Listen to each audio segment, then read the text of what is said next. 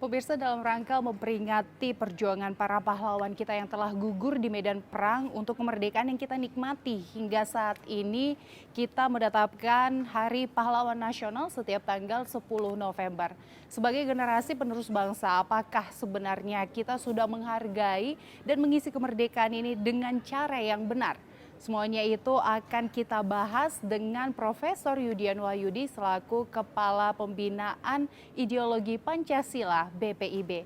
Bersama saya Gesmi Sitanggang, inilah Meet VVIP.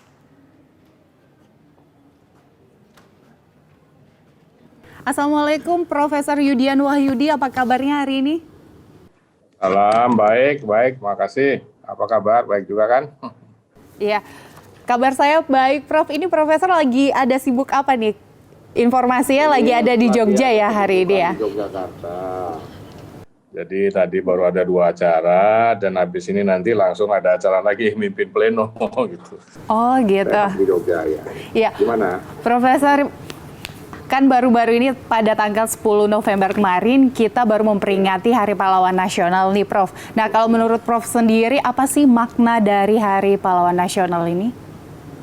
Ya, kalau makna dari Hari Pahlawan ini yang pertama, yang paling itu memperingati ya hasil perjuangan, pengorbanan bangsa Indonesia ini secara keseluruhan di dalam berbagai lapisan atau dimensi kehidupan bangsa kita secara keseluruhan. Tapi lebih khususnya adalah ya pengorbanan puncak pada saat kita mempertahankan kemerdekaan di lapangan. Ya, berupa yang namanya perang melawan penjajah langsung gitu. Nah, sehingga mereka yang gugur demi kepentingan bangsa dan negara ini oleh negara ya dinyatakan sebagai pahlawan gitu. Karena mereka telah rela mengorbankan apa yang mereka miliki, bahkan jiwa raga mereka sekalipun gitu. Ya. Sebagai generasi penerus bangsa, kalau kita lihat kondisi saat ini, tampaknya kalau Hari Pahlawan itu hanya sebatas seremonial saja nih, Prof. Nah, ini bagaimana mewujudkan dia agar Hari Pahlawan ini tidak hanya sebatas seremonial, tapi memang membekas di hati dan juga di pikiran para generasi penerus bangsa kita saat ini? Ya, yang pertama memang seremonial ini penting ya, sebagai peringatan supaya yang belum tahu karena generasi itu berganti ya, itu menjadi tahu. Terjadi internalisasi nilai-nilai perjuangan itu melalui contoh ya dengan peringatan yang diberikan oleh tokoh-tokoh masyarakat atau masyarakat pada umumnya khususnya pemerintah. Nah, diperlihatkan begitu. Nah, dari sini ada gambaran. Jadi mereka punya semacam rasa seperti mengalami. Itu pertama penting ya. Transfer katakan pengalaman bahwa dulu pahlawan itu seperti ini loh. Ya. Nah, itu satu.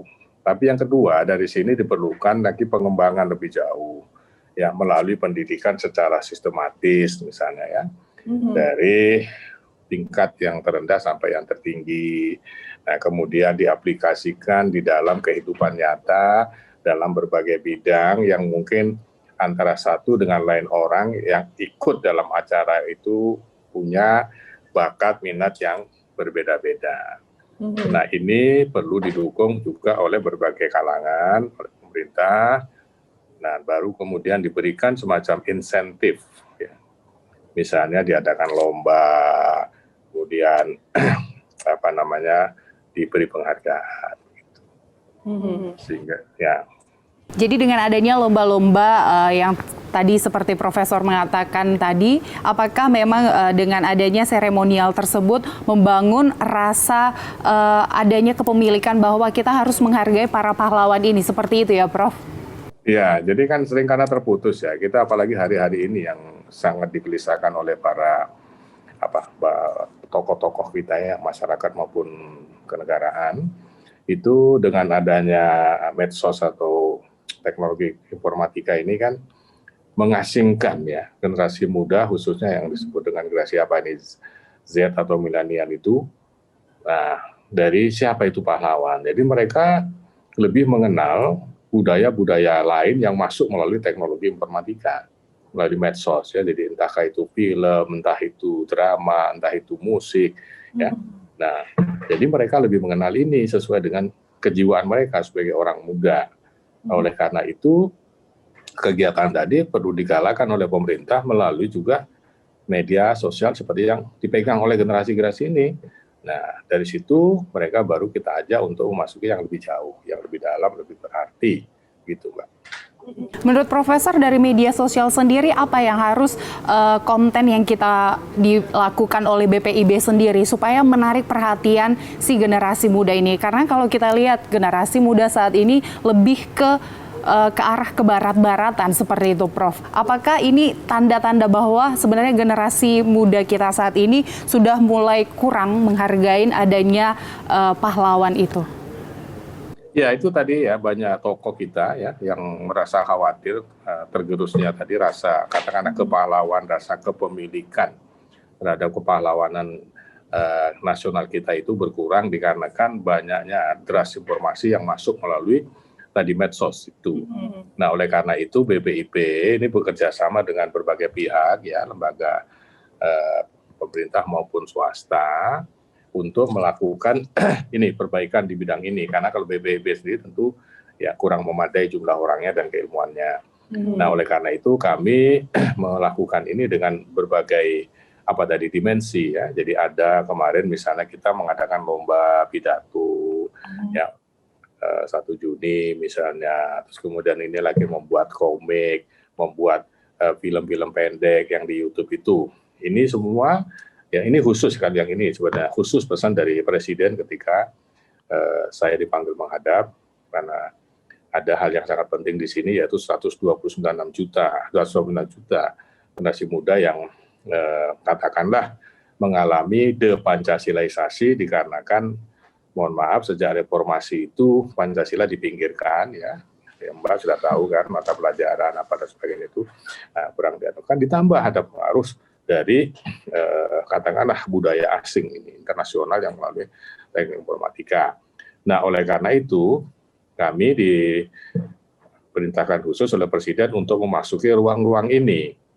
Jadi kita coba ya, karena anak-anak sekarang ini yang agak terputus ini lebih suka film, maka BPIP juga sekarang membuat film. Ini sedang direncanakan ada beberapa episode ya. Jadi ada yang melalui musik juga sudah, melalui kuliner kan, kemudian melalui ya. Jadi kan tadi ada orang nelpon itu, memaafkan pakai HP ya. Nah, jadi tadi gambarannya begini, kami dari BP ini bekerja sama dengan berbagai pihak lah gitu, mudahnya swasta maupun pemerintah, untuk melakukan pengisian tadi kejiwaan generasi muda melalui medsos. Maksudnya metodenya menggunakan